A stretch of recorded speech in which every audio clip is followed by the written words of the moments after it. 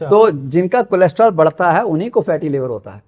25% cholesterol आपके शरीर में डाइट से है, 75% लिवर मैन्युफैक्चर करता है। एचडीएल बढ़ाने में मेहनत लगती है, तभी तो एचडीएल बढ़ाने की कोई दवा नहीं है। एक का एलडीएल है 170 और एक का एलडीएल है 120। हाँ जी। 170 वाले को हार्ट अटैक नहीं हुआ, 120 वाले को हार्ट अटैक हो गया। क्यों? आपके शरीर में हार्मोन बनते हैं। देखिए 3 बड़े important hormone, cortisol hormone, oestrogen progesterone females में, टेस्टोस्टेरॉन मेल में। ये तभी बनते हैं जब कोलेस्ट्रॉल हो।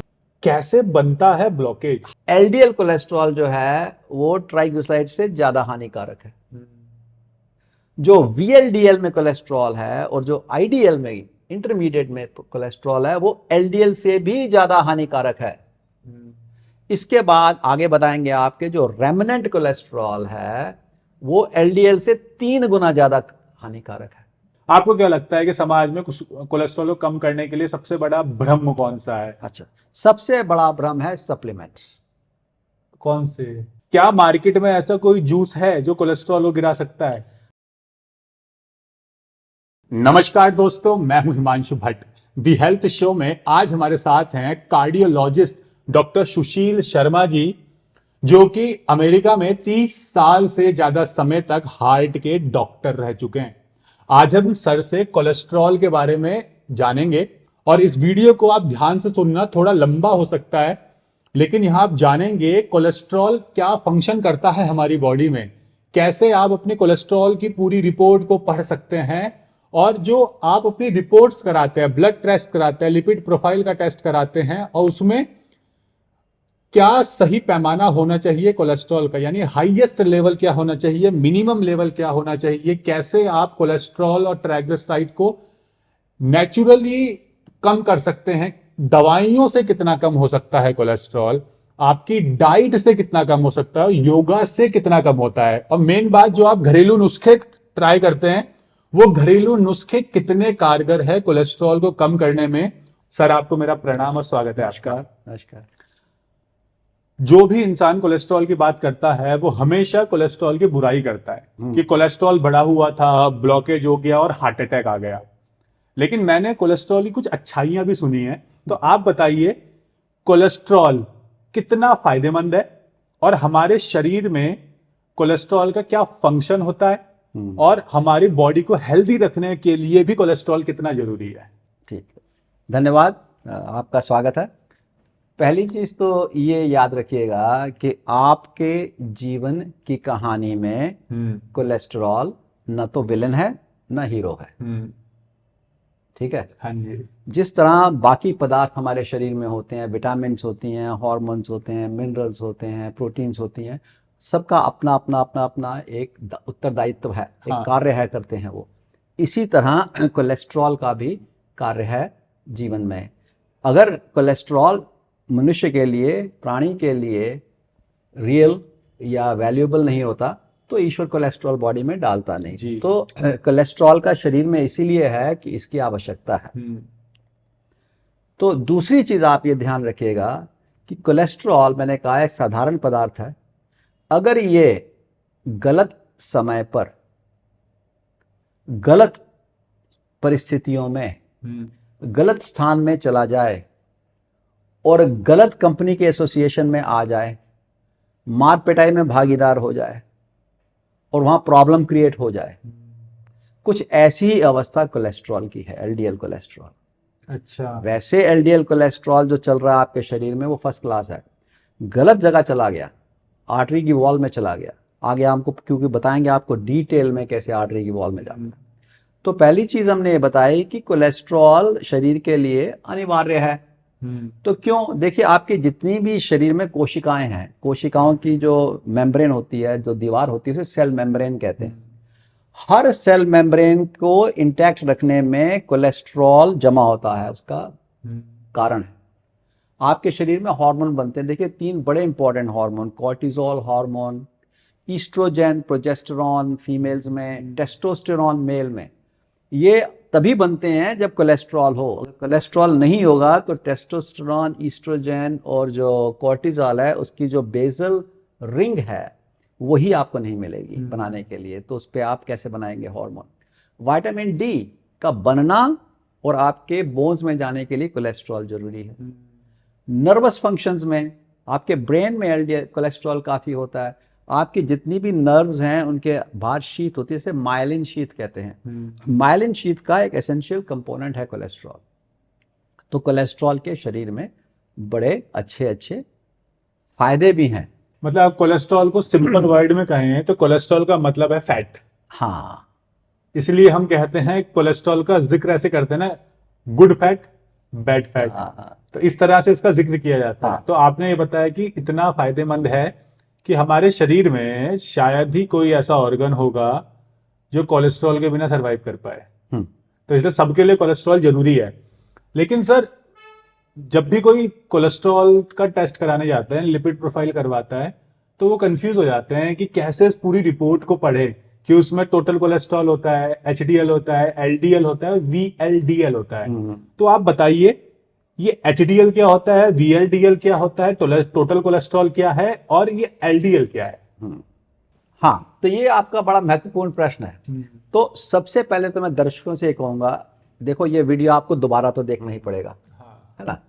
तो दूसरी बार जब बैठें तो एक कागज और पेंसिल लेके बैठें और अपनी रिपोर्ट सामने रख के बैठें, ठीक है। फिर आपको ये बड़ी अच्छी तरह से समझ में आ जाएगा जो मैं कहने वाला हूं, क्योंकि इसमें काफी सारे छोटी छोटी छोटी छोटी छोटी छोटी 8-10 बातें हैं। तो जब आपने रिपोर्ट देखते हैं तो ऊपर लिखा होता है टोटल कोलेस्ट्रॉल। हाँ जी।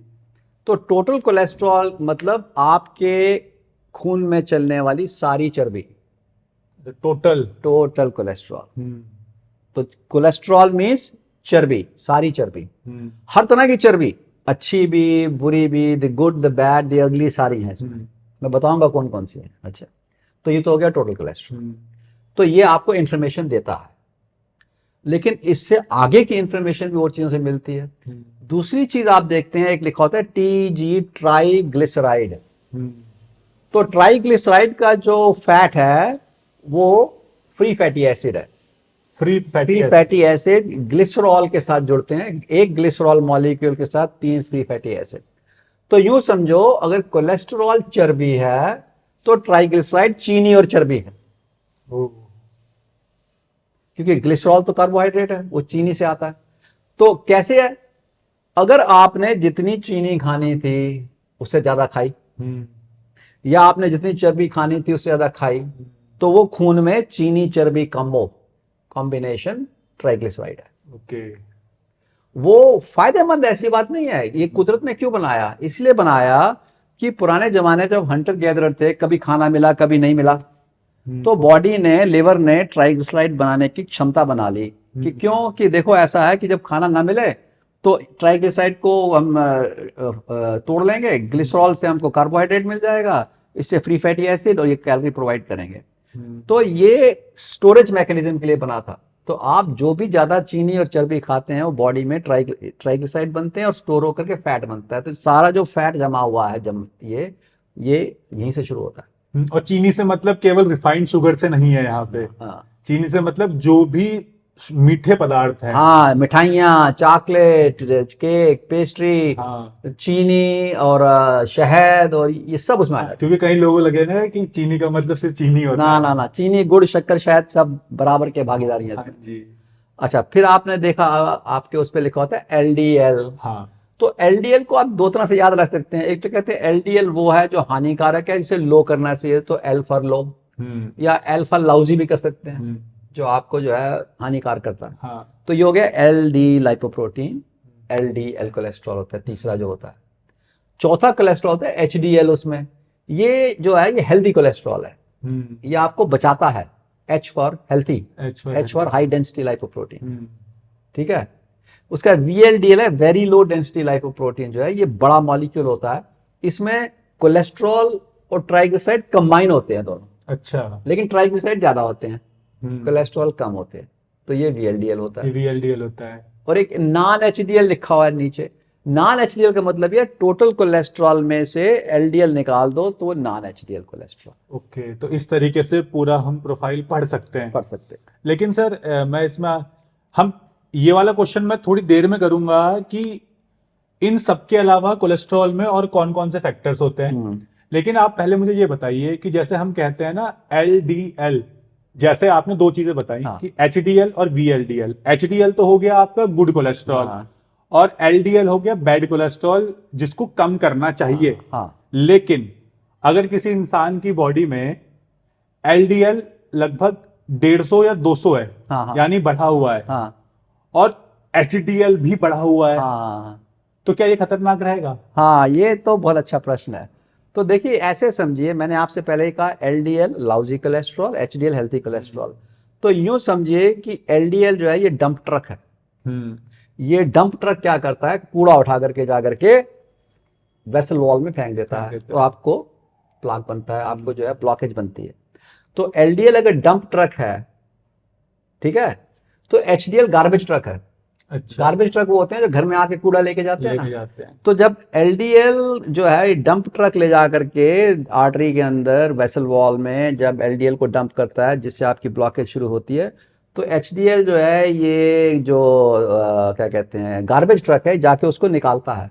अच्छा, मतलब एलडीएल कूड़ा इकट्ठा कर रहा है, हाँ, और एचडीएल उस कूड़े को बाहर निकाल बाहर निकाल रहा है।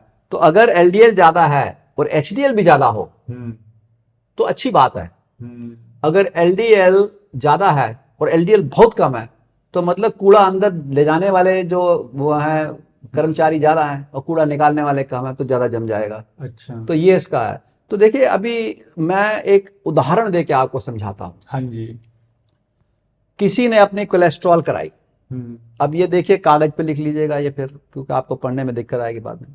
आपने कहा टोटल कोलेस्ट्रॉल 200 था, ट्राइग्लिसराइड 150 थे, एलडीएल 100 थे, एचडीएल 50 था।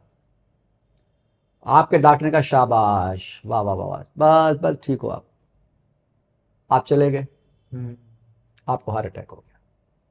इसमें क्या प्रॉब्लम है, मैं बताता हूं प्रॉब्लम क्या जी।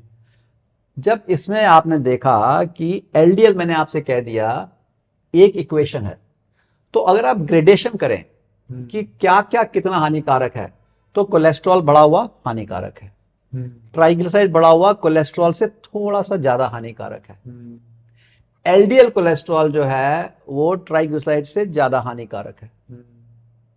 जो वीएलडीएल में कोलेस्ट्रॉल है और जो आईडीएल में इंटरमीडिएट में कोलेस्ट्रॉल है, वो एलडीएल से भी ज्यादा हानिकारक है। इसके बाद आगे बताएंगे आपके जो रेमनेंट कोलेस्ट्रॉल है वो एलडीएल से 3 गुना ज्यादा हानिकारक है।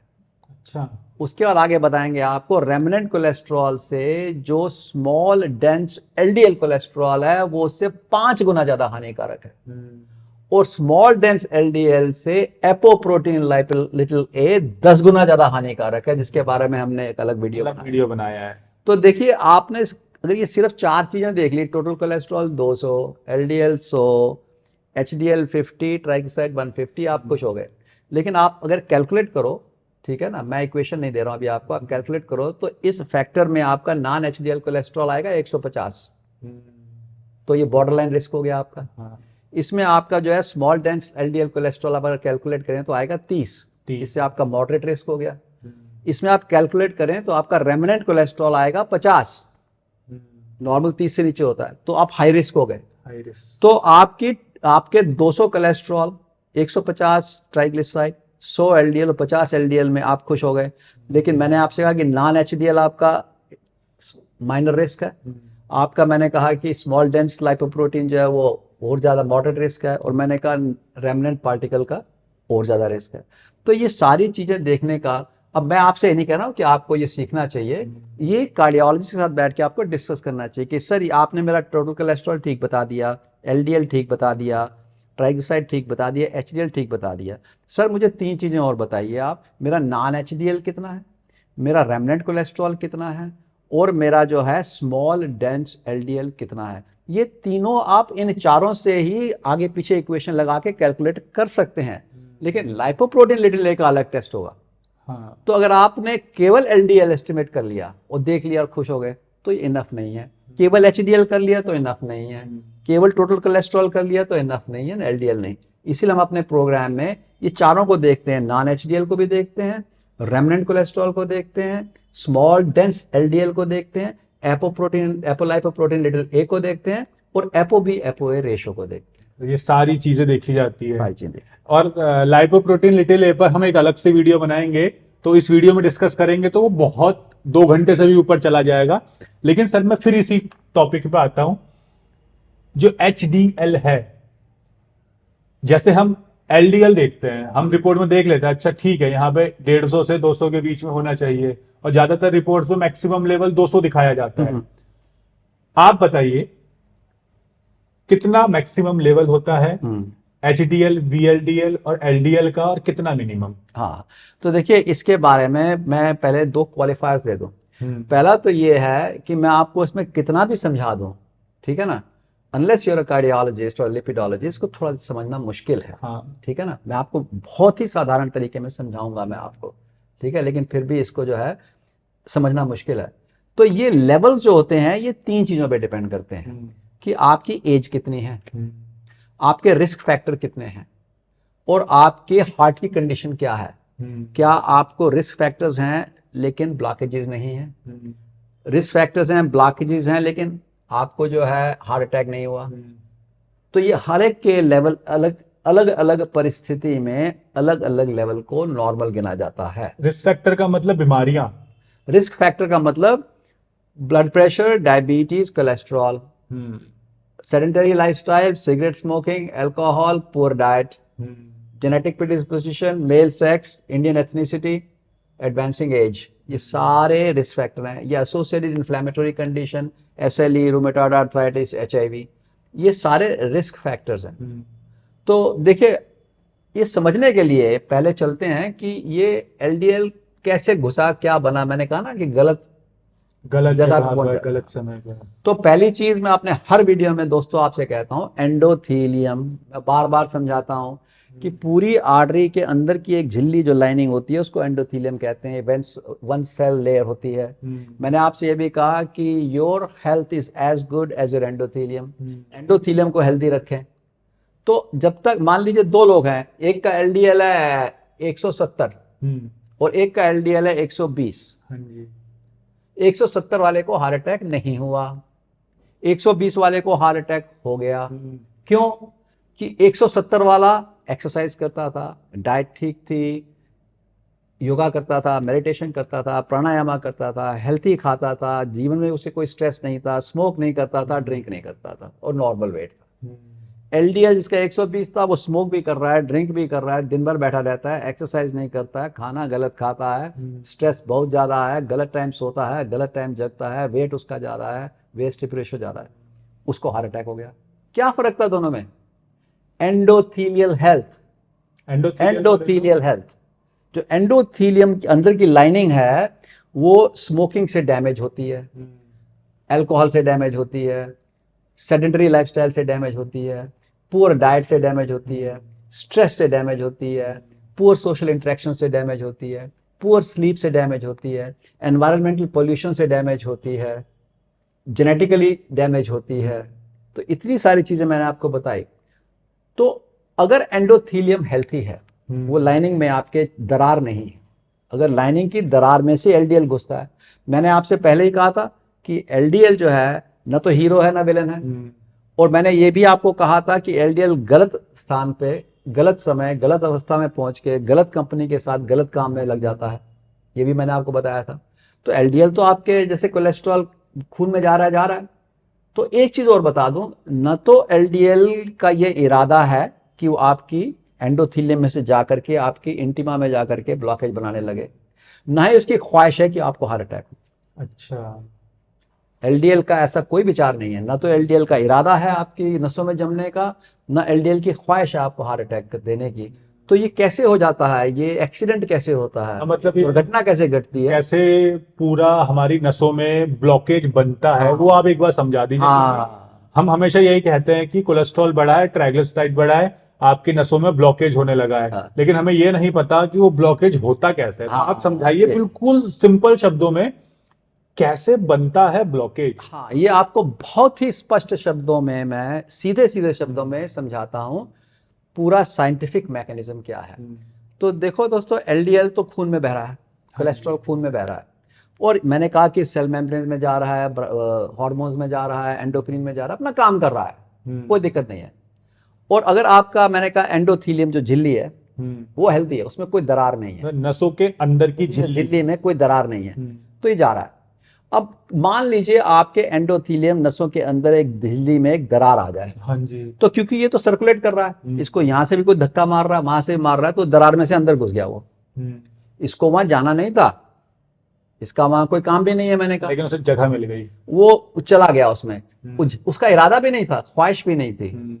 भाई धक्का मुक्की हो रही है, सारे पार्टिकल जो हैं ब्लड में फैल रहे हैं, जैसे नदी में चीजें तैर रही हैं, कहीं नदी मुड़ती है, कहीं पत्थर होता है, तो हर चीज यूं यूं होती रहती है, तो बेचारी इस चक्करों में ये भी गलत जगह चली गई। अब देखिए ये पहुंच गई गलत जगह, एलडीएल पहुंच गया आर्टरी के अंदर, इसका इरादा नहीं था वहां जाने का। जैसे ये पहुंचा तो इसे भी लगा मैं कहाँ आ गया, और आपके नस को भी लगा ये कौन आ गया, दोनों तरफ से। तो इसको वहां डर लगा, तो इसके पास फ्री रेडिकल ऑक्सीजन आया, बोले भाई देख यहाँ तू मर जाएगा अकेला, हमारे साथ देख ले, जुड़ ले, तो हम यहाँ रहते हैं, हमें मालूम है कैसा मोहल्ला ये है, सेफ रहेगा, हमसे दोस्ती कर ले। तो वो उससे दोस्ती कर लेता है। अब वो हो गया ऑक्सीडाइज्ड एलडीएल। अच्छा। जैसे ही एलडीएल ऑक्सीडाइज्ड होता है, ये बड़े बड़े कारनामे शुरू हो जाते हैं इसके। तो इसको आपकी बॉडी की जो सेल्स हैं, जो आपकी आर्टरी के वॉल के अंदर है, वो देखते हैं ये कौन आ गया दादा, कहाँ से आ गया, उधम मचा रहा है, उछल कूद कर रहा है, वो उसको पकड़ती है। वो पकड़ती हैं, फिर उनका घमासान युद्ध शुरू होता है। जब युद्ध शुरू होता है तो मैक्रोफेज आती हैं, आपकी जो है इम्यून सेल्स आती हैं, उससे फिर सूजन आ जाती है।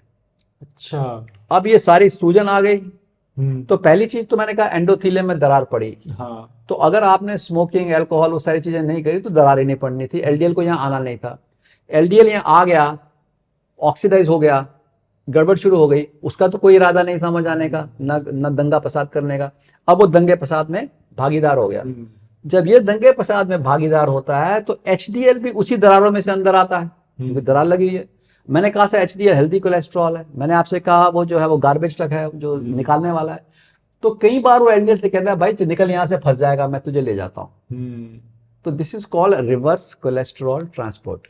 अच्छा, मतलब एलडीएल एंडोथीलियम में दरार आने से जब वो अंदर जाता है तो वहां ब्लॉकेज बनना शुरू हो जाता है, जो ऑक्सीडेशन होता है वहां पे।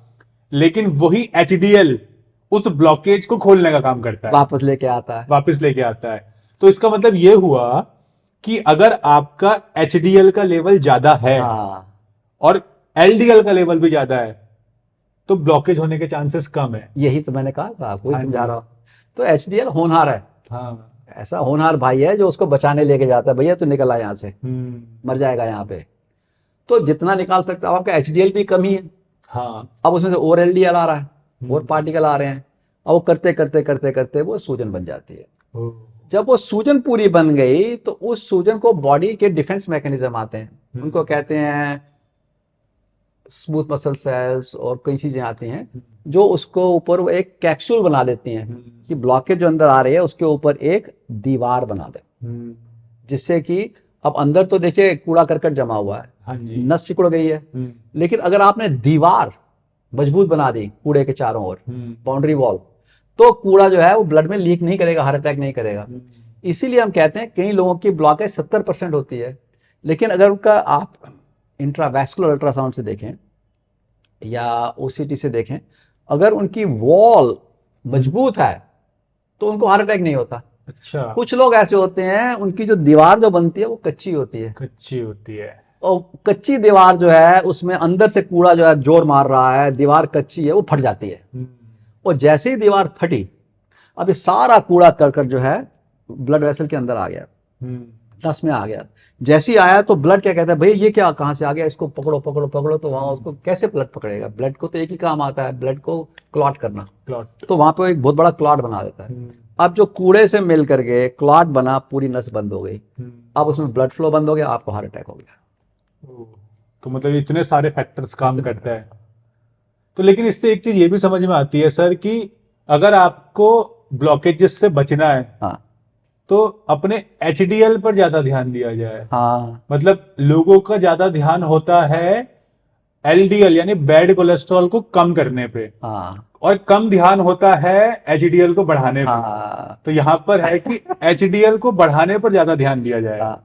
तो ये बड़ा अच्छा प्रश्न है, मैं हाथ से ले रहा हूँ। जी जहाँ पे इंसान को इजी सॉल्यूशन मिलता हाँ है जी वो एकदम ले लेता है, हाँ जहाँ डिफिकल्ट मिलता है उसको छोड़ देता है। हाँ तो आपने बड़ी अच्छी बात करी। आपके पास दो चीजें हैं, या तो एलडीएल को कम करो, एचडीएल को बढ़ाओ। मैं तो ये कहता हूँ एलडीएल को भी कम करो, एचडीएल को भी बढ़ाओ। हाँ तो एलडीएल के तो कहते हैं डॉक्टर साहब गोली लिख दो, उन्होंने लिख दी एटोरवास्टैटिन, रोजुवास्टैटिन, कोई स्टैटिन लिख दी तो फटाफट 40% एलडीएल गिर गया, आप खुश। हाँ एचडीएल बढ़ाने में मेहनत लगती है। तभी तो। एचडीएल बढ़ाने की कोई दवा नहीं है। हम्म देखिए एचडीएल के लिए अगर आप स्मोकिंग करते हैं, स्मोकिंग छोड़ दो तो एकदम एचडीएल बढ़ता है। इसीलिए स्मोकर स्मोकिंग छोड़ दे तो हार्ट अटैक का चांस कम हो जाता है, क्योंकि एचडीएल बढ़ जाता है। एचडीएल बढ़ जाता है। नंबर 2, अगर आप एक्सरसाइज करते हैं, खूब एक्सरसाइज करते हैं, एचडीएल उससे बढ़ता है। कोई दवा नहीं है। और एचडीएल को बढ़ाने का और कोई तरीका नहीं है। कुछ जो हेल्थी प्लांट्स हैं आपके, fruits and green leafy vegetables and whole grains, ये थोड़ा एचडीएल बढ़ाते हैं। ठीक है, तो फूड से आप चेंज करके एचडीएल बढ़ा सकते हैं, एक्टिविटी से। लेकिन ये काम हो गया लाइफस्टाइल चेंज करने का, ये डिफिकल्ट काम हो गया जो हम करवाते हैं अपने पेशेंट। इसीलिए आप हंसे थे क्योंकि ये मुश्किल काम है। एलडीएल पे गोली ली, अगले दिन गिर जाता है। एचडीएल बढ़ेगा 3 महीने बाद, तो ये दिक्कत आती है। लेकिन सर अगर थोड़ा आप लेवल भी बता दीजिए, क्योंकि देखिए हमने जान लिया कोलेस्ट्रॉल क्या फायदेमंद है, रिपोर्ट्स में कौन कौन से कोलेस्ट्रॉल होते हैं और कौन सी चीज कितनी खतरनाक है, कैसे ब्लॉकेज हो रहा है, और एचडीएल को कैसे बढ़ा सकते हैं। तो आपने बता दिया एक्सरसाइज और आपकी डाइट और लाइफस्टाइल को सुधार के। और डाइट क्या होनी चाहिए उस पर हमने एक अलग से सर के साथ वीडियो बनाया है हार्ट पर, जिसे आप डिटेल में देख सकते हैं। वहां कोलेस्ट्रॉल तो आप इस वीडियो में जान जाएंगे, लेकिन उस वीडियो में आप ये भी जानेंगे हार्ट को कैसे हेल्दी रखे, पूरी डाइट। लेकिन आप यहाँ पे मुझे लेवल से समझाइए एक बार कि HDL, VLDL, LDL, total cholesterol का लेवल कितना कितना होना चाहिए, मिनिमम और मैक्सिमम। मतलब मैक्सिमम कोलेस्ट्रॉल कितना होना चाहिए और मिनिमम कितना, और जो हम लैब में जाके टेस्ट कराते हैं उसमें क्या प्रॉब्लम्स हैं। तो देखिए इसके लिए फिर अगर आपके पास पैनल कागज है तो अच्छी बात है। तो देखिए ये 3 बातों पे डिपेंड करता है। पहली चीज तो ये कि एलडीएल, वीएलडीएल, ट्राइग्लिसराइड, एचडीएल का एज रिलेटेड होते हैं। दूसरी चीज है कि आपकी एसोसिएटेड रिस्क फैक्टर्स, मैं कहता हूँ क्या है। मैंने आपको फिर रिपीट करता हूँ, आपकी अगर आप इंडियन है तो हार्ट डिजीज का रिस्क ज्यादा है। एज बढ़ती है, हार्ट डिजीज का रिस्क बढ़ता है। मैंने कहा एज का फैक्टर है। मेल्स में हार्ट डिजीज का रिस्क फीमेल से ज्यादा होता है, 10 साल पहले हार्ट डिजीज आती है। फिर मैंने कहा आपका ब्लड प्रेशर, डायबिटीज अगर हो तो उसका रिस्क है। फिर मैंने कहा सेडेंटरी लाइफस्टाइल, स्मोकिंग और अल्कोहल हो। फिर मैंने कहा आपसे other associated conditions, for example HIV, inflammation disorders, ये सारे हों, तो ये सारे रिस्क फैक्टर्स गिने जाते हैं। ये अगर आपके पास रिस्क फैक्टर्स हैं तो अलग लेवल है। आपके बाद ब्लॉकेज होगी तो अलग रिस्क चाहिए, हार्ट अटैक हो गया तो अलग। तो इस तरह से 4 अलग हैं, जिससे मैं एलडीएल की एग्जांपल से बताया था। आप सब तो नहीं बता पाऊंगा ना है। तो मान लीजिए कि आप बिल्कुल हेल्थी 35 साल के हैं, आपको कोई फैमिली हिस्ट्री नहीं है हार्ट डिजीज की, आपको कोई रिस्क फैक्टर नहीं है, आपकी हेल्थी लाइफस्टाइल है, आप अच्छा खाते हैं, एक्सरसाइज करते हैं, स्लीप अच्छी है, स्ट्रेस नहीं है, जेनेटिक रिस्क नहीं है, ब्लड प्रेशर नहीं है, डायबिटीज नहीं है आपको, है ना, सब कुछ ठीक है। तो 130 एलडीएल फाइन, 140 एलडीएल फाइन। अब मान लीजिए कि आपकी जो लाइफस्टाइल खराब है, आप स्मोक करते हो, आप ड्रिंक करते हो, आप एक्सरसाइज नहीं करते हो, आपको ट्रंकल ओबेसिटी भी है, ये सारे रिस्क फैक्टर्स आपके होते जा रहे हैं, और आपकी फैमिली हिस्ट्री भी हार्ट डिजीज की। अब आपको 100 पे रखना है। देखिए रिस्क फैक्टर बढ़ गए, तो अब एलडीएल अब आपका 130 नहीं, अब आपको 100 पे रखना है। अच्छा, अब मान लीजिए कि आपके ब्लॉकेज हो गई, आपकी एंजियोप्लास्टी हो गई, स्टेंट हो गया, अब आपको 70 से नीचे रखना। अच्छा, मान लीजिए आपके हार्ट अटैक हो गया और दोबारा ब्लॉकेज हो गई, तो अब और हाई रिस्क हो गए, अब आपको 55 से नीचे रखना है। तो देखिए हम अपने प्रोग्राम में जिसके भी पहले एंजियोप्लास्टी हुई है या स्टेंट डला है या हार्ट अटैक हुआ, उसका एलडीएल हम 50 से नीचे रखते हैं। आप पूछोगे क्यों? 2 कारण है। आपको शायद ये मालूम ना हो, जब आप माँ के पेट से आते हो तो आपका LDL 45 होता है, 45। 45। जैसे जैसे उम्र बढ़ती है 55 होता है, 65, 75, 85। जब आप एडल्ट होते हो तो 130 हो जाता है, जब आप 50-55 में पहुंचते हो तो 150 हो जाता है, तो एज के साथ बढ़ता है। 80 साल के हो जाते हो तो 160 हो जाता है। अच्छा। ये नेचुरल चीज जो देखी गई है, आपको हैरानी होगी। आपका सोडियम नहीं बढ़ता, पोटेशियम नहीं बढ़ता, आपका हीमोग्लोबिन नहीं बढ़ता, सिर्फ यही बढ़ता है। क्यों? क्योंकि आप जब माँ के पेट से आते हैं, माँ ने आपको अच्छा अच्छा खाना खिलाया, कोई स्ट्रेस नहीं था, कोई ब्लड प्रेशर नहीं था, वेसल लचीली थी, सब कुछ ठीक था, आपका LDL भी ठीक होता है। धीरे धीरे आपकी लाइफस्टाइल जो है गड़बड़ होती जाती है, बढ़ता जाता है। ये नेचुरल प्रोग्रेशन ये है। नेचुरल है। अभी देखिए कुछ ऐसे ट्राइब्स हैं जहाँ हमारी लाइफस्टाइल नहीं होती है, अमेजोन जंगल में देखा गया, उनका LDL 60 होता है, 50 होता है, उनका बढ़ता ही नहीं सारी उम्र। उनको कोई हार्ट अटैक नहीं होता, ना तो उनको स्ट्रेस है, ना वो जो है गलत खाना खाते हैं, दिन भर तो वो एक्सरसाइज करते रहते हैं। So that is one thing. अच्छा, दूसरी चीज़ जो ये है कि आपके एज के साथ, हाँ। रिस्क फैक्टर्स के साथ, तो आपको बैठ करके अपने रिस्क फैक्टर लगाने हैं। क्या क्या आपके पास है, मैंने आपको लिस्ट दे दी है। फिर आपको ये देखना है क्या आपके ब्लॉकेज है लेकिन स्टेंट नहीं डला, हाँ। या ब्लॉकेज है और स्टेंट डला है। ब्लॉकेज है, स्टेंट डला और हार्ट अटैक हुआ है, तो हर एक में अलग अलग लेवल है। कितने हार्ट अटैक हुए हैं? हाँ। सो दूसरा रीजन क्या है कि हम LDL 50 से नीचे रखते हैं अपने प्रोग्राम में। जितने भी रिवर्सल ट्रायल करे गए हैं पिछले 10-15 साल में, पहले स्टैटिन के थे, रिवर्सल ट्रायल थे कई सारे, और फिर PCS के 9 इनहिबिटर्स के कुछ ट्रायल से, पैकमैन ट्रायल, ग्लेगॉफ ट्रायल। इन हर ट्रायल में देखा गया इंट्रावेस्कुलर अल्ट्रासाउंड के साथ कि आधे लोगों को तो उन्होंने LDL जितना है उतना रखा, जो बताते हैं गाइडलाइन की 70 के आसपास रखो। आधों का उन्होंने जो है 50 से नीचे कर दिया। तो जिनका 50 से नीचे 40 के आसपास आया, उनका जो एथिरोमा वॉल्यूम उन्हें अल्ट्रासाउंड से देखा, जो प्लाक था, जो अंदर कचरा जमा हुआ था, वो श्रिंक होना शुरू हो गया। अच्छा। 18 महीने में, 12 से 18 महीने में वो श्रिंक होना शुरू हो गया। और उनकी जो वो वॉल थी वो स्ट्रांग हो गई कि वो फटे ना, कि हार्ट अटैक ना हो। तो हार्ट अटैक करने की क्षमता उस ब्लॉकेज की कम हो गई, और ब्लॉकेज का अपना साइज भी श्रिंक होना शुरू हो गया। अगर ये सिर्फ 1.5 साल में है, 1.5 साल इसके बाद 4, 5, 6, 8 साल रखो तो और कम कम कम कम होता जाएगा। तो हार्ट अटैक का रिस्क उसने एकदम खत्म कर दिया, और फिर श्रिंकेज शुरू कर दी, रिवर्सल शुरू हो गया। तो इसी साइंटिफिक फैक्ट के बेसिस पे हम अपना रिवर्सल प्रोग्राम बनाते हैं, जिसे डैश रिवर्सल थेरेपी कहते हैं। जी। उस पर भी हमने अलग से वीडियो बनाया जी है। जी। लेकिन अब मैं इसमें कुछ और चीजें भी जानना चाहूंगा सर।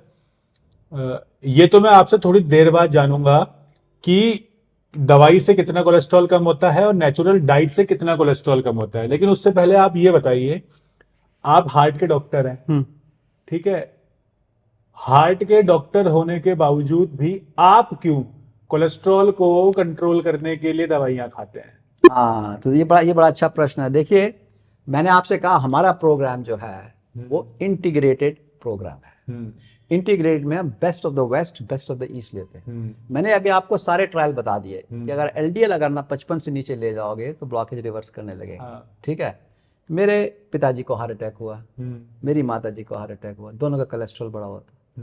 मेरे भाई को हार्ट अटैक हुआ, उसका भी कोलेस्ट्रॉल, उसको 43 ईयर्स की एज में मेरे ब्रदर को हार्ट अटैक हुआ। आई ओनली वन ब्रदर, है ना। मैंने अपना कोलेस्ट्रॉल कराया तो मेरा 232 था, 232। LDL 148 था, 40 साल की उम्र में। अच्छा। ठीक है। तो मैंने जब सारा देखा तो मुझे मालूम है जेनेटिकली तो मैं इंजीनियर्ड हूं, उसी राह पे चलने पे जैसे पिताजी, माताजी, भाई गए थे। तो अब मैं ऐसा क्या कर सकता हूं कि मैं हार्ट अटैक ना लूं, ब्लॉकेज ना लूं, स्टेंट ना लूं। तो उसके लिए मैंने देखा कि आपको अपने LDL को नीचे लाना है। तो मैंने लाइफस्टाइल चेंज करी, योगा, मेडिटेशन, प्राणायाम, जितना भी अपने डैश रिवर्सल थेरेपी में लाइफस्टाइल बताते हैं सारी करी मैंने। उससे मैंने 30% अपना LDL कम कर दिया। 30%, मैं 100 के आसपास आ गया। अच्छा, बढ़िया। अब देखिए ये सीलिंग है जी। लाइफस्टाइल को चेंज करके आप 30% कर सकते हैं। अब उसके बाद और एक स्ट्रिक्ट लाइफस्टाइल है जो एक कॉल्डवेल एसेल्स्टाइन ने 1998 में यूज करी थी अपने पेशेंट्स के साथ। उन्होंने उनको सिर्फ whole food, plant based, only green leafy vegetables, fruits, legumes and क्या कहते हैं, fruits, legumes, green leafy vegetables and whole grain खिलाए थे। Whole grain. सिर्फ 4 चीजें, 0 oil, 0 salt, 0 sugar, 0 nuts, 0 seeds. तो बहुत ही स्ट्रिक्ट डाइट थी, आम आदमी वो नहीं कर पाता। उससे आप 50% कर सकते हैं उस स्ट्रिक्ट डाइट से साथ, जो प्रॉपर प्लांट बेस्ड है। हाँ, ओनली प्लांट बेस्ड है, और 0 sugar, 0 oil, 0 salt, 0 nuts, 0 seeds वाली जो डाइट है वो मैं नहीं कर पाया। मुश्किल होती है करना। हाँ, मुश्किल है। तो जब मैं 100 तक आया था, लेकिन मुझे और नीचे लाना था, तो फिर मैंने कहा नहीं, मैं स्टैटिन लूंगा। तो मैंने स्टैटिन ली, मैंने एज़ेडिमाइब भी ली। 2017 में, मैंने आपको कई बार बता चुका हूं, मेरे बहुत ही प्रिय मित्र, मेरे best friend, doctor cardiologist, suddenly patient देखते देखते उनका हार्ट अटैक हो गया, डेथ हो गई उनकी। वो भी मेरी तरह लाइफस्टाइल थी उनकी, सब कुछ बिल्कुल ठीक था, पर थोड़ा कोलेस्ट्रॉल था और फैमिली हिस्ट्री थी मेरी तरह। तो तब मुझे झटका लगा, मैं कहा नहीं, मुझे ये दवाइयाँ लेनी है। तो 2017 से दोस्तों मैं भी स्टैटिन ले रहा हूँ, पूरी लाइफस्टाइल अपना रिवर्सल प्रोग्राम पूरा करता हूँ, और एज़ेडिमाइब भी लेता हूँ। मेरे को ना तो कोई साइड इफेक्ट हुआ स्टैटिन से, ना मेरा कोई लिवर डैमेज हुआ, ना मेरा कोई मेमोरी खराब हुई। मेरे विचार से, maybe I am wrong, मेरी memory right now I think is better than what it was in medical school. मुझे चीज़ें अभी ज़्यादा समझ में आती हैं, ज़्यादा याद रहती हैं बनिस्बत की जब मैं स्टूडेंट थे। तो कोई इससे मेमोरी खराब नहीं होती है, बल्कि अब तो ये भी आ गया है कि जिनका कोलेस्ट्रॉल नीचे हो उनके अल्जाइमर के चांस कम होते हैं, डिमेंशिया के चांस कम, तो कोई साइड इफेक्ट्स नहीं है। तो इसलिए देखिए, हर चीज का हमें प्रयोग करना चाहिए, विज्ञान का भी प्रयोग करना चाहिए और अपने योग ज्ञान का भी प्रयोग करना चाहिए, हमें आयुर्वेदा का भी प्रयोग करना चाहिए, सबको मिला करके जिसमें जो बेस्ट है उसका यूज किया जाए, उसको हमने लिया है अपने प्रोग्राम। इसका मतलब ये हुआ ना सर कि जिनके पेरेंट्स को हार्ट अटैक हुआ है या कोलेस्ट्रॉल की प्रॉब्लम थी, तो बच्चे को हो उसके ज्यादा चांसेस हैं। इसलिए आपके पेरेंट्स को था, आपके भाई को हार्ट अटैक था, इसलिए आपको भी कोलेस्ट्रॉल बढ़ा रहता था जी। तो वो सारी जेनेटिकली वो चीज चलती आई है। तो वहां पे फिर बॉडी को और पेशेंट की तरह नहीं बल्कि अलग तरीके से ट्रीट करना पड़ता है। हाँ, अभी देखिए, एक बहुत महत्वपूर्ण बात बताना जा रहा हूं, बड़े गौर से सुनिएगा। 25% कोलेस्ट्रॉल आपके शरीर में डाइट से, 75% लीवर मैन्युफैक्चर करता है। अच्छा। और दूसरी एक रहस्यमयी बात क्या पाएगी विज्ञान ने, कि अगर आप डाइट के कोलेस्ट्रॉल को कम कर दो ना, तो लिवर प्रोडक्शन बढ़ा देता है। हाँ, क्योंकि बॉडी को जितनी रिक्वायरमेंट है लिवर बनाएगा। हाँ, तो चक्कर क्या है कि जो लिवर जो बनाता है उसे HMG कोए रिडक्टेज इनहिबिटर एंजाइम कहते हैं, जो कोलेस्ट्रॉल बढ़ाता है। उस पर जेनेटिक इन्फ्लुएंसेस होते हैं, जेनेटिकली वो एंजाइम अगर अप रेगुलेटेड है तो उसका कोलेस्ट्रॉल ज़्यादा होगा ही होगा।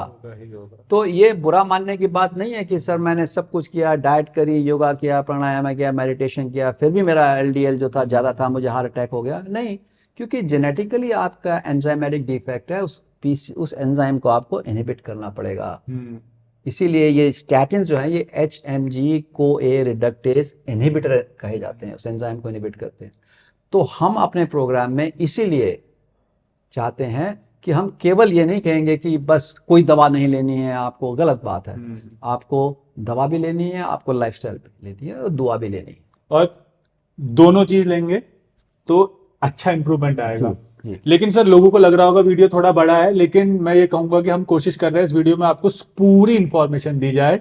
तो हो सकता है इस वीडियो को आपको 2-3 बार सुनना पड़े। तो मैं एक अगला क्वेश्चन सर ये है कि जैसे आपने लीवर की बात की कि 75% कोलेस्ट्रॉल लीवर में बन रहा है, 25% आपके डाइट से है। अगर किसी इंसान का लीवर फैटी है, लीवर में स्वेलिंग है या लीवर एनलार्जमेंट है, सिरोसिस है, फाइब्रोसिस है, या डायरेक्टली कहें कि लीवर की कोई बीमारी है और लीवर ठीक से काम नहीं करता, तो क्या उसके शरीर में कोलेस्ट्रॉल बढ़ेगा या फिर कम होगा? और बढ़ेगा। अच्छा। तो जिनका कोलेस्ट्रॉल बढ़ता है उन्हीं को फैटी लिवर होता है। ऐसा भी है। तो उन लोगों में, ऐसे अंग्रेजी में एक शब्द यूज करते हैं, डबल जेपडी जी। हाँ, 2 तरह की मार है। पहली मार तो ये कि बढ़े हुए कोलेस्ट्रॉल से फैटी लिवर हुआ। वो फैटी लिवर और कोलेस्ट्रॉल बढ़ाता है, दोनों तरफ से मार हो गई। ओके। तो ये नहीं है कि हाँ, लेकिन ये क्या लिवर फेल हो जाए फिर कोलेस्ट्रॉल गिर जाता है। तो फिर तो आप ऐसी अवस्था तो नहीं चाहते कि मैं लिवर खत्म कर दूं, लिवर ट्रांसप्लांट करा लूंगा, ये तो बड़ा ड्रास्टिक ट्रीटमेंट हुआ जी। हाँ, तो इसलिए डाइट को भी देखना है और लिवर एंजाइम्स को भी देखना, कम करना पड़ेगा। सर आपने एंडोथेलियम की बात बताई थी कि नसों की झिल्ली के अंदर अगर दरार आ जाती है तो एलडीएल अंदर चला जाता है, हाँ, और फिर ब्लॉकेज बनने का प्रोसेस शुरू हो हाँ, जाता है। एलडीएल जब उस एचडीएल जब उसको वापस लाता है तो ब्लॉकेज रिवर्सल होता है। बिल्कुल। तो यानी हमें अपने नसों की अंदर की झिल्ली को मजबूत रखना है। हाँ लेकिन देखिए, कैसे? हाँ, यही तो बताया ना मैंने वो आपको। तो आपने बता दिया कैसे।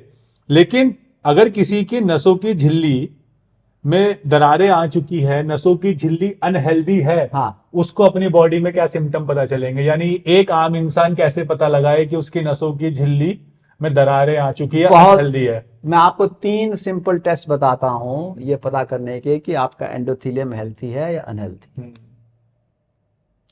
जरूर बताइए। नंबर 1, अगर आपको ब्लड प्रेशर है, हाँ। इसका मतलब आपकी ब्लड वेसल की फैलने की और सिकुड़ने की शक्ति जा चुकी है।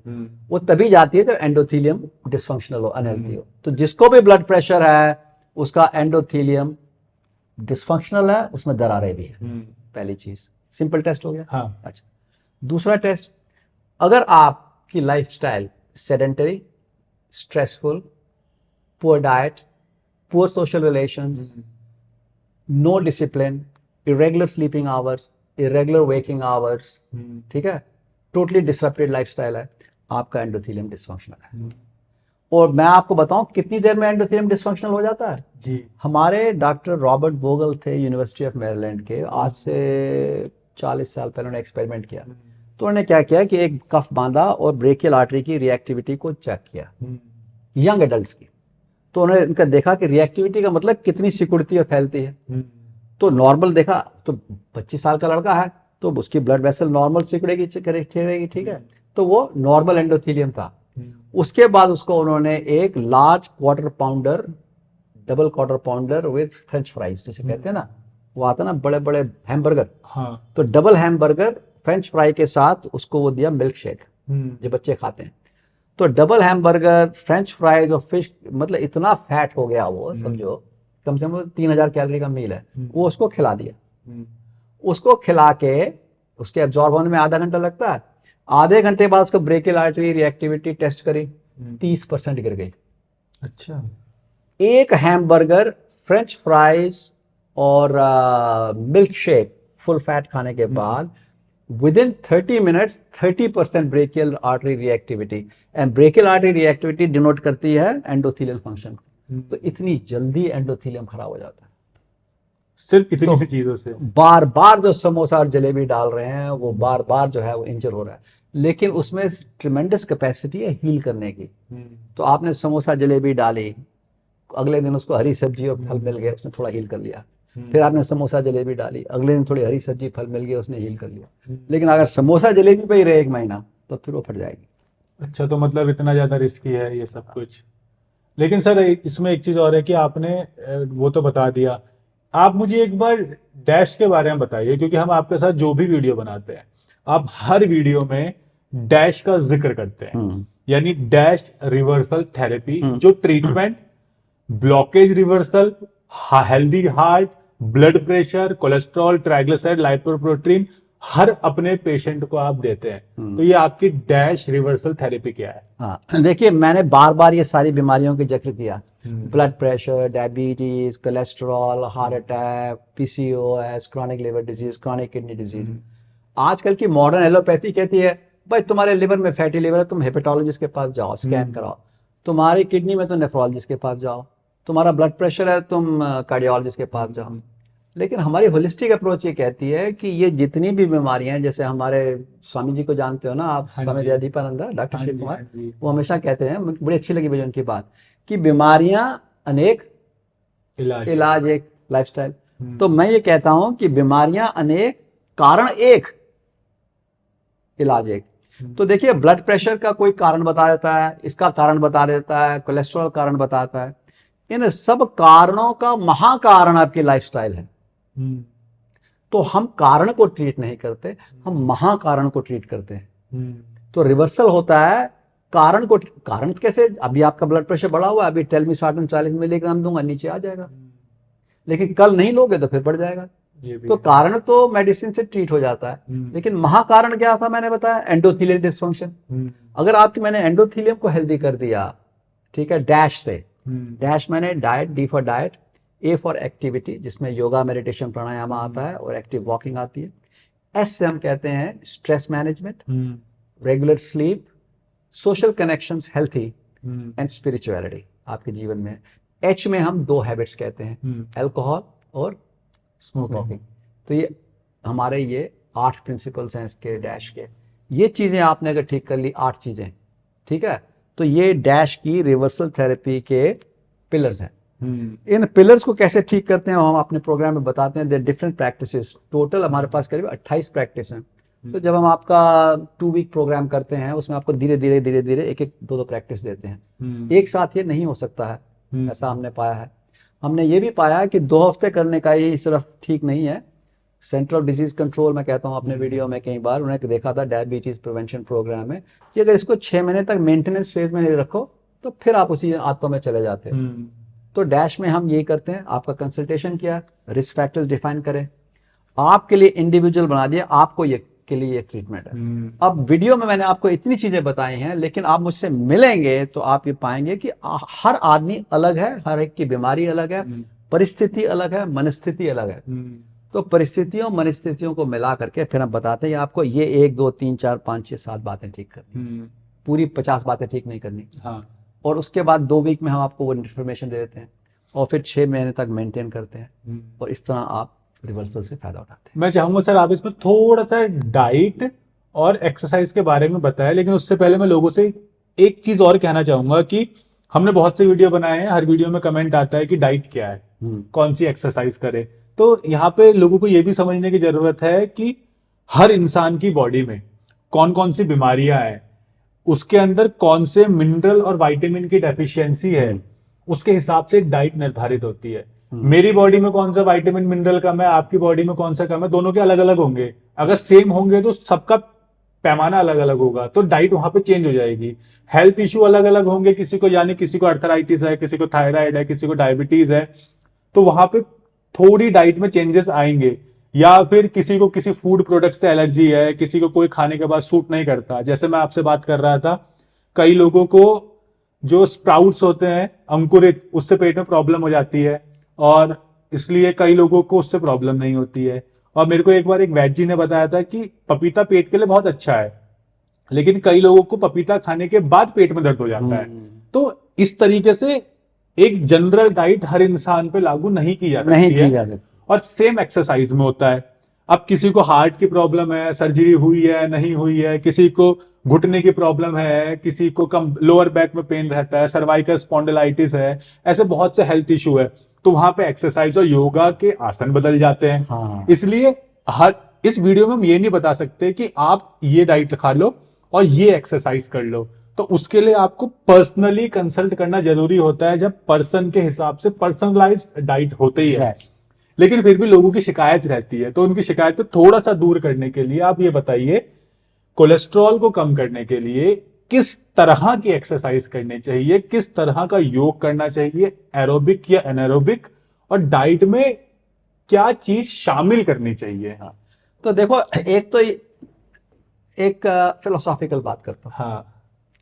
आम की गुठली जी जमीन में गिर गई, अब आम की गुठली ने को ना तो कोई विटामिन लेके आया, हाँ, ना कोई सप्लीमेंट लेके आया, ना प्रोटीन शेक लाया, ना आम की गुठली जिम में गई जी, ठीक है, ना आम की गुठली ने माला जपी, ना आम की गुठली ने पार्टी में गई, ना आम की गुठली कोई दोस्त थे जी, वो मिट्टी में गिरी, उसी मिट्टी से और पानी से, हवा से और सूरज से, 4 ही चीजें थी ना। इन 4 चीजों से ये आम की गुठली इतना बड़ा पेड़ बन गई, जिसमें सालों साल हजारों आपके टेस्ट के आम लगते हैं। आप समझ रहे हैं ये बात मैं कहाँ जा रहा हूं जी? है, ये है प्रकृति जी, दिस इज नेचर। हमारे नेचर में, हमारी प्रकृति में हमको सही करने की पूरी क्षमता है। आपके सामने मैंने बता दिया, वो आम की जरा सी गुठली इतना बड़ा आम बन गई और 40 साल तक आम देती रही। उसने क्या खाया, क्या पिया, कहाँ गई? धरती, जड़े गई उसकी धरती में, जो धरती से मिनरल जो उसको मिले, और उसके बाद उसने हवा ली, पानी लिया, सूर्य की किरणें ली, ये लेकर के सब बन गई। ठीक है, इसी तरह हमारी बॉडी में भी ये शक्ति है। आप जितना नेचुरल लिविंग करेंगे, जितना नेचुरल खाएंगे, नेचुरल एक्टिविटी, इसीलिए हमारे प्रोग्राम में नेचुरोपैथी का इतना बड़ा कंपोनेंट है। मतलब अगर सिंपल शब्दों में डाइट समझी जाए तो आप प्लांट बेस्ड डाइट बस, लीजिए, बस। यानी जो भी पेड़ पौधों से आपको मिल रहा है भोजन, फिर चाहे वो पेड़ पौधों से मिलने वाला कोई सा भी हो, उसको खाया जाए। लेकिन सर ये बता दीजिए कि पेड़ पौधों से मिलने वाले भोजन को उबालकर रॉ फॉर्म में सब्जियां खाई जाए, सैलेड खाया जाए, या फिर उन्हीं सब्जियों से बने हुए बर्गर के अंदर डला हुआ पत्ता खाना चाहिए, या पिज्जा के ऊपर डला हुआ स्पिनच खाना चाहिए, या प्याज टमाटर? अब आप देखिए, धीरे धीरे मुझे पूरे प्रोग्राम की डाइट पे ले जा रहे हैं। Whole food, plant based. हाँ जी। फ्रूट, फल को होल, सब्जी को होल, हाँ। इसी तरह अनाज को भी होल, पिसा हुआ अनाज नहीं। और प्लांट बेस्ड का है। देखिए, डॉक्टर कॉल्डवेल एसेल्स्टाइन का मैंने जिक्र किया, 1998 में उन्होंने एक ट्रायल किया। ट्रायल में क्या किया कि जितने पेशेंट जिनको ब्लॉकेजेस थे, 2 वेसल 3 वेसल, जिनको बाईपास नहीं कराना था, हार्ट अटैक हो चुका था, उन ऐसे 40-50 लोगों को उन्होंने इकट्ठा किया। उसने कहा भाई देखो, हम तुमको whole food plant based diet खिलाएंगे। होल फूड में क्या है? फल, हरी सब्जियां, ठीक है, जैसे केल बहुत खिलाई उन्होंने। होल ग्रेन, पिसा हुआ अनाज नहीं, मोटा अनाज है, ब्राउन राइस। और लेग्यूम्स, लेग्यूम्स कहते हैं दालें या चना या मटर, या इनको as close to natural as possible, या तो रॉ में या बॉयल में या ग्रिल में करके आप खाएंगे। इसके अलावा उन्होंने कुछ नहीं खिलाया। देखिए, मैं ये नहीं कह रहा हूं कि आप ये करिए, बड़ा मुश्किल है, ये एग्जांपल है, एक एग्जाम्पल है। उसमें कोई तेल नहीं था, कोई नमक नहीं था, कोई सॉल्ट नहीं था, कोई नट्स नहीं थे, कोई सीड्स नहीं थे, कोई सप्लीमेंट्स नहीं थे, कोई विटामिन नहीं, कुछ नहीं था। और उन्होंने 1.5 साल बाद बताया किसी को हार्ट अटैक नहीं हुआ, सबका कोलेस्ट्रॉल 150 से नीचे आ गया, सबकी ब्लॉकेजेस रिवर्स हुई। उन्होंने पहले एंजियोग्राम किया, बाद में एंजियोग्राम किया। तो लोग जो चाहते हैं, मैं उनका रेफरेंस डाल दूंगा उनके लिए, एसेल्स्टाइन स्टडी के 2 सेगमेंट से डाल देंगे। इसी तरह बाद में डीन ऑर्निश ने स्टडी करी, उसने इसके साथ योग और डाला, और उसने भी ये रिवर्सल बताया। तो ये संभव है, ठीक है ना, योग से, डाइट से, स्ट्रेस मैनेजमेंट से और एक्टिविटी से। जो लोग सेडेंटरी होते हैं, इनएक्टिव होते हैं, उनको ये चीजें ज्यादा होती हैं। अब मैं ज्यादा उसमें इसलिए नहीं जा रहा हूं क्योंकि एक्टिविटी, योग, सेडेंटरी लाइफस्टाइल, नीट पे शायद एक बन चुका है वीडियो, हमने वीडियो के अंदर प्रॉपर डिस्कस किया है। एक हार्ट का वीडियो है सर के साथ 1.5 घंटे का, उसमें प्रॉपर डाइट, नीट, सब कुछ डिस्कस किया है, तो आप उस वीडियो को देख सकते हैं। अगर इस वीडियो में हमने फिर से डिस्कस किया तो 1.5 घंटे का और एक लंबा वीडियो बन जाएगा, यानी लगभग 3 घंटे का ये वीडियो। लेकिन एक्सरसाइज पे हम एक वीडियो जरूर बनाएंगे, हाँ, कि कौन कौन सी करनी चाहिए। लेकिन सर इसमें लास्ट में 1-2 चीज और है बस, कि कोई इंसान है, उसने, जैसा आपने कहा ना कि मेडिसिन से पॉसिबल है 30 to 40% आपका कोलेस्ट्रॉल गिरता है, और डाइट से भी गिरता है 30% तक। और जो डाइट आपने बताई थी एग्जांपल देखकर, अगर उसको फॉलो किया जाए तो उससे आप 50% गिरा सकते हैं।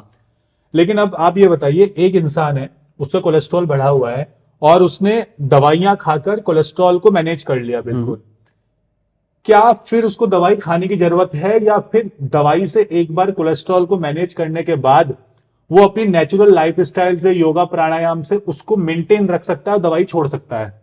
चांसेस कम है। अगर तो आपका हार्ट अटैक की सिचुएशन है और ब्लॉकेजेस हैं, तो आप दवा नहीं छोड़ सकते। नॉर्मल इंसान जो है, जिसको कोई रिस्क फैक्टर नहीं है, हार्ट अटैक नहीं हुआ, तो वो शुरू में दवा ले, लाइफस्टाइल भी करे, बाद में जब लाइफस्टाइल मैच्योर होगी तो दवा को कम कर सकता है। अच्छा, जैसे मतलब मेरे जैसा कोई नॉर्मल इंसान है जिसको कोई हेल्थ इशू नहीं है, सिर्फ कोलेस्ट्रॉल बढ़ा हुआ है, और कोई जेनेटिक या कोई पेरेंट्स की हिस्ट्री नहीं है, तो दवाई से कोलेस्ट्रॉल कम करने के बाद लाइफस्टाइल? नहीं, मैं आपको दवा दूंगा ही नहीं। अच्छा। हाँ, अगर आपको कोई फैमिली हिस्ट्री नहीं है, कोई रिस्क फैक्टर नहीं है, कोई हार्ट डिजीज नहीं है, आप यहाँ हैं, बिल्कुल दवाई नहीं दूंगा। पहले लाइफस्टाइल से शुरू करेंगे, लाइफस्टाइल से शुरू करके 6 हफ्ते बाद आपका कोलेस्ट्रॉल रिपीट करेंगे। फिर हमसे बात करेंगे आपको, हाँ सर आपने ये तो कहा था लेकिन मैं पूरी नहीं कर रहा हूँ, ये तो कहा था याद ही कर रहा हूँ। फिर आप कहेंगे नहीं नहीं भाई पूरा करो। फिर हम 6 हफ्ते बाद चेक करेंगे। तो पॉसिबिलिटी है कि 3 से 6 महीने के अंदर अंदर केवल डैश से ही, diet, activity, stress management, habit transformation से हम आपका पूरा एलडीएल ठीक कर दें। फिर हमको दवा नहीं देंगे। दवा हम सिर्फ तब देते हैं जब एब्सोल्युटली नेसेसरी हो। हर एक को दवा नहीं देते। दवा उसको देनी है जिसको इमीडिएट प्रोटेक्ट करना है। आपको तो इमीडिएट प्रोटेक्ट नहीं करना है, आप यंग हैं, कोई रिस्क फैक्टर नहीं है, फैमिली हिस्ट्री नहीं है, इसलिए आप मुझे दवा नहीं देंगे? बिल्कुल नहीं देंगे। तो ये तो और अच्छी बात है ना सर कि, और इसमें आप ये भी बताइए कि अगर कोई इंसान बिना किसी नीड के दवाइयां खाया जा रहा है, उसके साइड इफेक्ट क्या हो सकते हैं? सब देखिए, जिसका भी इफेक्ट है नेचर में उसका साइड इफेक्ट है। हाँ। ठीक है, तो आप हर जाना तो भरेंगे, हम्म। लेकिन आप जब भी कोई दवा लेते हैं साइड इफेक्ट्स में, तो आप वही करते हैं। मैं बार बार एक शब्द यूज करता हूँ, I don't know how to translate in Hindi, risk reward ratio. जीवन में आप कुछ भी करते हैं, आप देखते हैं इससे कितना हमें रिवॉर्ड मिलेगा, कितना हम रिस्क ले कितना रहे रिस्क है। हैं, फिर आप डिसाइड करते हैं हाँ भाई इतना रिस्क मैं ले लूंगा और फिर उसका इतना रिवॉर्ड ले लूंगा। लेकिन रिस्क कभी कभी जो है वो एक दुर्घटना में भी चला जाता है। तो इसी तरह हर एक मेडिसिन के साइड इफेक्ट है, इसलिए तो हम health में- मेडिसिन लास्ट रिजॉर्ट देते हैं, पहले लाइफस्टाइल देते हैं। हाँ, इसलिए हेल्थ के मैटर में रिस्क कम लेना चाहिए। रिस्क कम लेना चाहिए। सर एक लास्ट क्वेश्चन आपसे, आपको लगभग 40 साल हो गए हैं हार्ट के पेशेंट देखते हुए, अब तक कोलेस्ट्रॉल को कम करने के लिए आपने सबसे बड़ा मिथ क्या सुना है? यानी आजकल सोशल मीडिया है, सब कुछ है, आपको क्या लगता है कि समाज में कोलेस्ट्रॉल को कम करने के लिए सबसे बड़ा भ्रम कौन सा है? अच्छा, सबसे बड़ा भ्रम है सप्लीमेंट्स। कौन से? सारे सप्लीमेंट्स भ्रम है कोलेस्ट्रॉल कम करने के लिए। देखिए मैं आपको बताता हूं, सप्लीमेंट के ऊपर सारे जितने हैं, एक पब्लिश रिव्यू आया था अमेरिकन कॉलेज ऑफ कार्डियोलॉजी में, आप उसको गूगल कर सकते हैं। तो जैसे मान लीजिए कुछ लोग रेड राइस ईस्ट लेते हैं, ठीक है, काफी जगह में रेड राइस ईस्ट, बाद पता लगा क्या है, लोवास्टैटिन है इसमें, वही ड्रग है। तो रेड राइस ईस्ट 10% गिराता है। सबसे ज्यादा कोलेस्ट्रॉल गिराने की रेड राइस ईस्ट की कैपेसिटी है। उसके बाद फिर कई और चीजें आती हैं, जिनकोबा आता है जो चाइना से आता है। उसके बाद जो है आपका ये गार्लिक आता है। ठीक है, गार्लिक सर इसका बताइए आप कि ये गार्लिक जो लहसुन है बहुत ज्यादा फेमस है इंडिया के अंदर कोलेस्ट्रॉल को गिराने के लिए। अब इसको लेकर बहुत भ्रांतियां भी हैं, हम उस कंट्रोवर्सी में नहीं जाएंगे, लेकिन आप इतना बता दीजिए जो लहसुन और अदरक कितने % कोलेस्ट्रॉल को गिराते हैं? 3 to 5%। हर एक स्टडीज में अगर आपका LDL 100 है तो गिर के 95 हो जाएगा। लेकिन अगर आपका LDL 160 है मान लीजिए, आपने गिरा के 157 कर दिया या 155 कर दिया, तो कोई रिस्क में फर्क तो नहीं आया ना आपका, आपको तो उसको 100 से नीचे लाना है। तो अब आप उस गार्लिक को लेने के बाद, ठीक है, एक फॉल्स सिक्योरिटी में आ गए कि भाई मैंने गार्लिक ले लिया, बस अब मैं नेचुरल कर रहा हूं, लेकिन आपका LDL 160 से 150 हुआ और आपको हार्ट अटैक हो गया। क्यों? कि आपने रॉन्ग नॉलेज से फॉल्स सिक्योरिटी ले ली। तो ये कहना बिल्कुल सत्य है कि गार्लिक से कोलेस्ट्रॉल गिरता है, लेकिन 3 से 5% गिरता है। लेकिन जब हम हार्ट अटैक की बात कर रहे हैं तो 3 से 5% जो है वो चुटकी भर है। यहाँ तो हमको जो है शेर भर कोलेस्ट्रॉल कम करना है। लेकिन हम ये कर सकते हैं कि जो हमारा ओवरऑल लाइफस्टाइल है, जहां हमने प्रॉपर डाइट ले रहे हैं, प्रॉपर योगा प्राणायाम एक्सरसाइज कर रहे हैं, दवाइयां खा रहे हैं, साथ में गार्लिक और जो जिंजर है उसे ऐड कर सकते हैं। बिल्कुल, लेकिन केवल कोलेस्ट्रॉल कम करने के लिए अदरक और लहसुन पर डिपेंड नहीं हो सकते। बिल्कुल। और देखिए ये जितनी चीजें हैं हमारी जो स्पाइसेस हैं इंडिया की ना, गार्लिक है, जिंजर है, अनियन है, या क्लोव है, सिनेमन है, टर्मरिक है, ब्लैक पेपर है, ये सारी बहुत महत्वपूर्ण है। ये इनमें केवल कोलेस्ट्रॉल करने की क्षमता नहीं है, इनके अंदर जो है फाइटो न्यूट्रिएंट्स हैं, फाइटो केमिकल्स हैं, जो बॉडी में एंटीऑक्सीडेंट की तरह काम करके इन्फ्लेमेशन को कम करते हैं। देखिए अब तो कितनी साइंस में रिसर्च हो रही है, सबसे ज्यादा इन्फ्लेमेशन को ठीक करने वाला नेचुरल सब्सटेंस तो टर्मरिक है, हल्दी है ना। अब देखिए अमेरिका में अब हल्दी का दूध आ गया, सारे स्टारबक्स में बिक रहा है, लोग अब सब हम अब इंडियन भी हल्दी दूध पी रहे हैं, अलग नाम से। अब वो $5 का देते हैं, दूध पीते हैं। घर में हमारी माँ रोज पिला देती हल्दी में दूध, जब भी चोट लगती थी हल्दी में दूध डालती। तो हमारी पुरानी पद्धति सबसे बेस्ट थी। तो अच्छे हैं, लेकिन ये कोलेस्ट्रॉल जो है लहसुन से सिर्फ 3 से 5%। सर एक इसमें एक लास्ट क्वेश्चन, मैंने बहुत सुना है, बहुत देखा, जैसे आपने कहा ना सबसे बड़ा भ्रम है सप्लीमेंटेशन, जो सप्लीमेंट्स हम ले रहे हैं। मेरे पास बहुत से प्रोडक्ट्स आते हैं जो ये दावा करते हैं इस जूस को पी लो, मतलब मैं उस ब्रांड का नाम नहीं लूंगा, उस जूस का नहीं लूंगा, लेकिन बहुत सारे जूस है जिसमें लिखा होता है कि ये जूस आपको कोलेस्ट्रॉल कम कर देगा। क्या मार्केट में ऐसा कोई जूस है जो कोलेस्ट्रॉल को गिरा सकता है? देखिए मैं ये बार बात में कई बार कह चुका हूं, हर वीडियो में कह चुका हूं, आज फिर रिपीट करूंगा। ये cholesterol is a complicated issue, जैसा कि आपको इस वीडियो से अब तक पता लग गया है। मेरी लाइफ का ये गाइडिंग प्रिंसिपल रहा है कि if there is a simple solution to a complicated problem of life, it's usually wrong solution. अगर एक जूस, एक पुड़िया या एक कैप्सूल खा करके हार्ट अटैक खत्म हो गया होता तो आज सारे दुनिया में ये महामारी ना आई। तो इन मिथ्या भ्रांतियों में न आए, साइंस को समझें, विज्ञान को समझें और आयुर्वेद को समझें, नेचुरोपैथी को समझें, योग को समझें, मेडिटेशन को समझें, प्राणायाम को समझें, उसको भी मिलाएं। Best of the east, best of the west. कोई क्विक फिक्स जो होते हैं ना सॉल्यूशन कि ये 2 ले लो बस आपको हार्ट अटैक नहीं होगा, ये ना चाहिए। इस पे मुझे बहुत बुरा लगता है क्योंकि उसमें आप time, effort and money waste करते हैं और फॉल्स सिक्योरिटी लेते हैं। मेरे पास मरीज आया कल अभी विजयवाड़ा से, उसका हार्ट अटैक हुआ, उसको रेमनेंट पार्टिकल्स आए थे, ट्राइग्लिसराइड्स आए थे, पर वो कोलेस्ट्रॉल तो कम किया था लेकिन उसने रेमनेंट पार्टिकल कम नहीं किए, तो उसके लिए मैंने उसको मेडिसिन दी। तो मैंने बताया भाई मेडिसिन महंगी है ये थोड़ी, लेकिन जब मैंने देखा कि वो 7 सप्लीमेंट ले रहा था, उस सप्लीमेंट की कॉस्ट आती है 10,000 रुपये महीना। कहाँ से, कुछ तो अमेरिका से मंगा रहा था, कुछ इंग्लैंड से मंगा रहा था, कोक्यूटेन, क्रोमियम और ये एंजाइम और वो एंजाइम और ये लेना वो लेना, कुछ नहीं है ये हिंदी में पता नहीं कैसे बोलेंगे, इंग्लिश में टिंकरिंग ऑन द एजेस, है ना। ये थोड़ा थोड़ा असर करते हैं। तो आप मोटी बात को तो आपने छोड़ दिया, है ना, जो करना है lifestyle and real cholesterol lowering drug, और छोटे छोटे सप्लीमेंट्स में टाइम वेस्ट कर रहे हैं। मुझे बहुत दुख होता है। सर एक लास्ट क्वेश्चन मेरे को जो अभी याद आया है और मुझे लगता है अगर ये छूट गया तो शायद लोगों के साथ अन्याय होगा।